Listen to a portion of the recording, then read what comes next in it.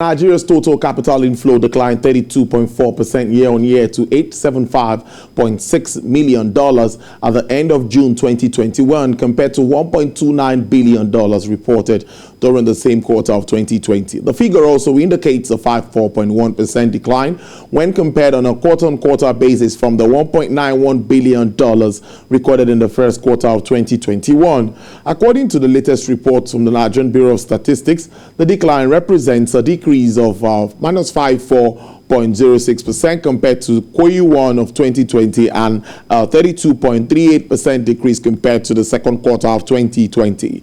The report also shows that a number of factors, including insecurity across the country, weakening local currency, and coronavirus pandemic, have combined to hamper the investment landscape, resulting in the continued waning of investors' confidence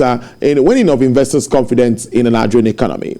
With the negative impact of the decline to the Nigerian economy, analysts are of the view that urgent measures should be taken by the federal government to tackle the multiple macroeconomic issues that continue to plague the country's development, particularly insecurity, infrastructure issues, and of course the foreign exchange challenge like we were discussing earlier, as well as our bureaucratic bottlenecks that discourage foreign investment into the country. An investment analyst, Ayorinde Akinloye, is joining me live. Good afternoon, Mr. Akinloye. It's good to have you. Good afternoon, Tolu. It's always a pleasure to be on the show. Thank you for having me today. Yes. Let me a little bit of going deep down. Capital importation by type was received through portfolio investments, which accounted for 62.97%. That's about $551.3 million of total capital importation in the period under review, followed by other investments, which accounted for 28.13% of total capital imported and foreign direct investment. Despite gradual economic bounce back and global strategies in dealing with COVID-19, declines have been a recurrent phenomenon in the recent past. Now, do you see a rebound as there are now new forecasts for global and regional economic performance? Okay, so looking forward, clearly, but first looking at the data that was published by the NBS, clearly the Nigerian economy still continues to suffer from, poor sentiments among the international investor community, basically. So, and I mean, again, you alluded to some of those factors really when you started. Basically, in Q2 we had significant issues with security. So that was between April and June. There were widespread kidnappings, and also most of these narratives tend to paint the country in a not too good light with investors really, and we saw that impact sentiment significantly. So despite the fact that the economy gradually continued to recover during the quarter, total inflows in terms of capital importation really declined. Now, looking forward, do we think that there will be a rebound, considering that the economy is looking like on an upward trajectory, basically? It's still yes, the economy will continue to rebound, but we think there's going to be a big disconnect between the recovery in the economy and and then in terms of the sentiments among investors, basically, because the economy still has several underlying weaknesses that could derail recovery and continue to put pressure on businesses. So while the economy may be recovering, while GDP may be recovering, largely because of the fact that the economy is now reopened and people can now do their business activities, not necessarily because of some specific policies. Yes, maybe the CBN has tried on its end to implement a few policies, to sort of aid the recovery, but there has not been any holistic policy approach to sort of accelerating the recovery from the slump we had last year. So most investors are looking at that and are saying things have not changed in the Nigerian economy really. The reason why we're recovering is just because the economy is reopened and people can now go back to their normal business, not because infrastructure is suddenly better, not because the security framework is now much better, not because the government has now become better at formulating policies with an holistic approach. So all these things have not changed yet, and investors will continue to factor all this in when they decide where they are moving funds to in terms of investments. The only thing that could sort of provide a little bit of support could be maybe the portfolio inflows via money market instruments, basically, which again is very short term. Money market instruments are just have maximum 1 year period. So even if those those inflows come in, again they would be out of the country before you know it again. So really, I don't think that there will be any significant improvement in capital flows for the rest of the year, going forward, until there is a definite change in the way the economy is being managed, and in terms of the policy framework of how all the economic managers are taking or running the economy, basically. Now, with the United Kingdom emerging as the top source of capital investments in Nigeria, second in this half of this new, what do you think, or what do you make of trade policies and bilateral agreements, and how favorable are these? Were you not expecting a stronger contribution, particularly from Asian markets and particularly China? Well, if we recall quite well, at some point last year, I think last year or so, there was some sort of discussions between the United Kingdom and Nigeria in terms of strengthening bilateral trade agreements, and also that began to see some business relationships develop, actually, particularly in the energy sector. So there is a very strong possibility that regarding some of those projects that are under the agreement, there must have been some improved flows from the UK economy down into Nigeria, particularly related to those key projects. But going forward, in terms of a rebound from other areas, like in terms of contributions, particularly from the Asian economy, most of the Asian economies largely are looking at other countries within Africa. I can tell you for a fact, for example, you look at countries like Ghana, you look at countries like Kenya, you look at countries like Egypt, you look at countries like Morocco. These are economies that are actually attracting improved capital flows from Asian economies also, and that's because, again, like I mentioned, they are, like I mentioned earlier, the economic managers are getting things right. Kenya has opted to go under an IMF program. Ghana, in terms of policies, are getting things right to attract investors into their economy. You go to Egypt and to Morocco. Egypt at some point about 4 or 5 years ago, they were under an IMF program, and the economy has rebounded significantly. So these are economies that are really attracting the interest of investors. If it was in terms of maybe trade and trade relationships, in terms of importation, then definitely maybe the Asian economies would have featured on the list more, because we tend to import a lot from that from those countries. But in terms of capital importation, I think the Asian countries have been, particularly China, have been more comfortable exploring opportunities in other economies beyond just Nigeria, considering the underlying weaknesses that Nigeria is currently facing. Let's now look at sector by sector.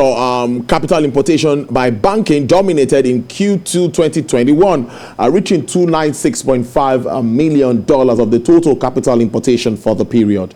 Do you see this sustaining trend from the banking sector? And what new sectors do you think, do you see taking over, especially in the emerging markets like Nigeria? Okay, well, in terms of categorization, looking at sectoral classification of receipt of flows, right? Generally, most of the flows actually came in towards investments, like money market investments. Basically, if you look at the breakdown of looking at foreign portfolio investments, looking at foreign direct investments and other investments, under foreign portfolio investments, which contributed the largest chunk of the total capital flows, the money market flows were the highest, so which is where we saw that the huge sum of capital flows coming through the banking system, because most of those funds went straight into investments in the money market space, that is treasury bills, open OMO bills and the likes, basically. So that was where we saw that. That would most likely continue to be the trend, because we don't expect to see any significant improvement from FDI flows, which would have been to the real sector of the economy, towards manufacturing, towards mining and other sectors. Basically, we think most of the inflows from foreign investors at this point in time will be directed towards our money market instruments, not even our bond instruments, because most of these investors are worried about investing in the Nigerian economy for a long term. So many of them just take a 180-day to 360-day investment horizon on the Nigerian economy. So they bring in their money for about 6 months, maybe 9 months. If they discover that there's any sign of things going wrong, then they can easily pull out their funds, when their investments mature. So we would likely continue to see that trend play out, because they would mostly be bringing in capital to invest in our money market instruments, which particularly Omo bills on the long end, which is above 10%. So we'll most likely continue to see them play at that end of the market, and it means most of the inflows will be going towards the banking sector. Apart from that, we don't think there will be any significant improvement, except we have one-off surprises. For example, like we had last year, where there was a major acquisition of a Nigerian payments company. So except we see such one-off surprises or shocks, basically, then we don't think that there's going to be a change in that trend. Now, how do we simplify processes for acquisition of certificate of capital importation and documents required to issue CCI for importation of cash as equity investments? Okay, so clearly, in terms of the documentation processes, there have been lots of issues in the past, between foreign investors and the CBN, particularly with regards to capital importation, certificate of capital importation, basically. And for example, the most popular one that we can even speak to, is the MTN story, when they had been repatriating dividends that they have earned from their companies, and there were issues around capital importation, certificate of capital importation, and whether the documentations were done right, whether they met the requirements for them to be able to move those funds out of the economy.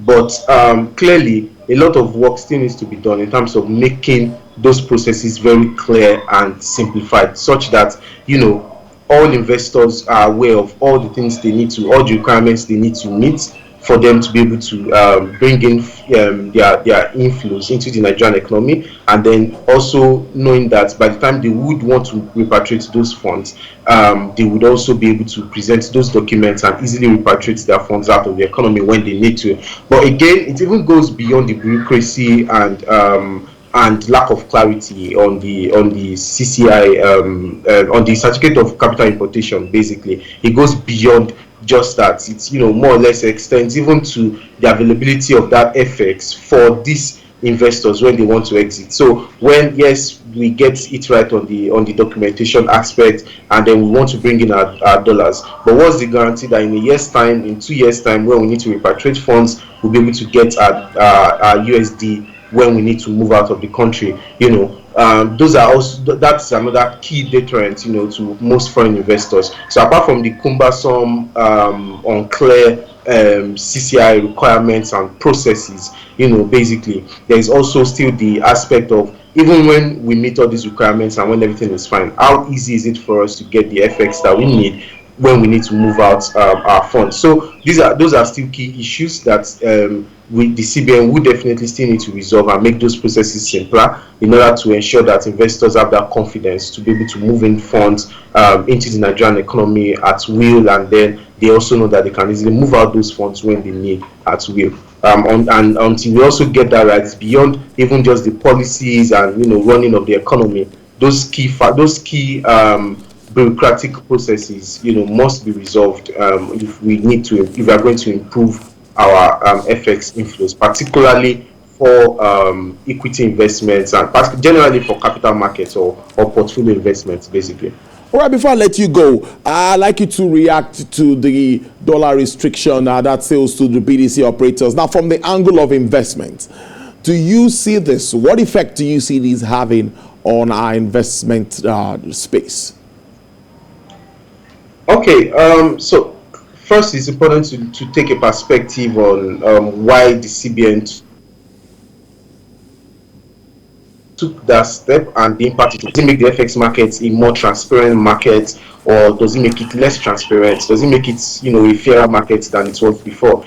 And the truth is probably yes, because the BDC segment of the FX market is one that has been riddled with lots of atrocities, or say business malpractices or operational malpractices in the past. And the APCON, that's the Association of Bureau de Change Operators of Nigeria, have said that they are going to do their best to fish out any of their members that have been contravening the policies of the CBN. And I give you an example.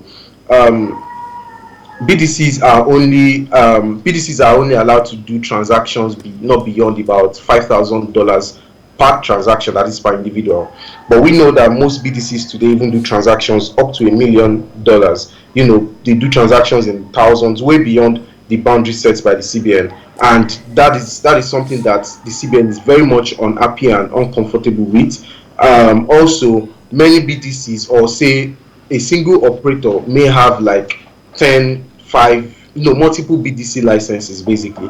And the reason why they do that is with each license they can access FX from the CBN. So if I have 10 BDC licenses and the CBN is selling $75,000 to each BDCs every week, then I'll be able to get $750,000.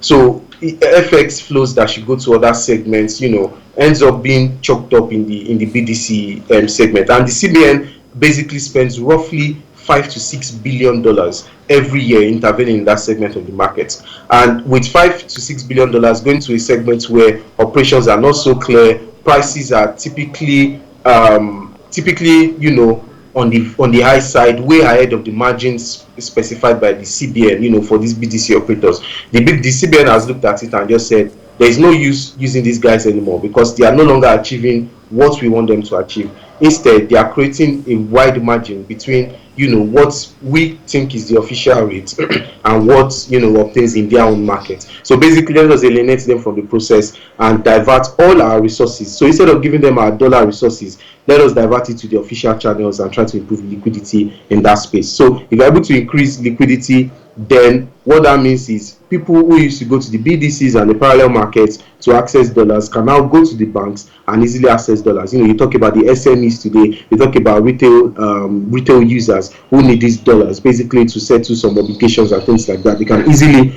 approach the banks to get these dollar inflows. Now, so when we look at it in this context, basically we can say the foreign exchange market would become much fairer. Yes, despite the fact that the CBN still plays a huge role in terms of intervening in the I&E window and maintaining a managed float, basically, it's still much fairer because yes, at one end of the market we can say the naira is overvalued at the I&E window, but at the same time in the parallel market, the rates are usually quite exorbitant, compared to what it should be. So the foreign exchange market should be much fairer following this decision by the CBN. And in terms of the impact on investments, when investors are aware that at the banks we can easily get dollar inflows, we can easily get dollars to basically do our imports, our exports, and all the transactions we need to do, definitely it improves investment confidence. Because one of the key issues that we have, particularly regarding attracting investments and attracting capital flows into Nigeria, is the fact that our FX policies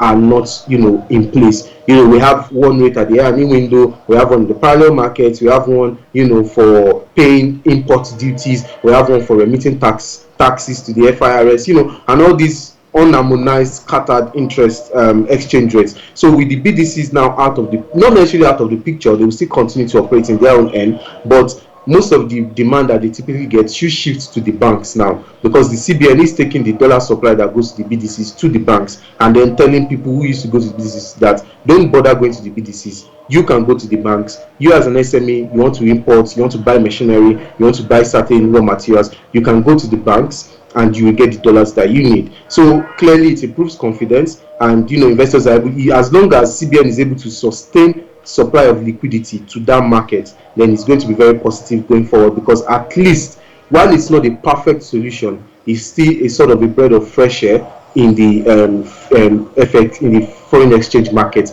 But that is hinged on the ability of the CBN to sustain interventions in those official channels, because all prices could tank again and then we go back to what we had last year and the CBN is handicapped and then they have to cut off supply of dollars to the banks. What that means again is people who buy from the banks will now have to go back to the BDCs, and then we now begin to see another spike in exchange rate. So a lot is still dependent on the ability of the central bank to sustain that intervention. If that can continue, then this is definitely positive for investor sentiment. And enjoy your weekend. Thank you very much for having me on the show, Tolu. All right.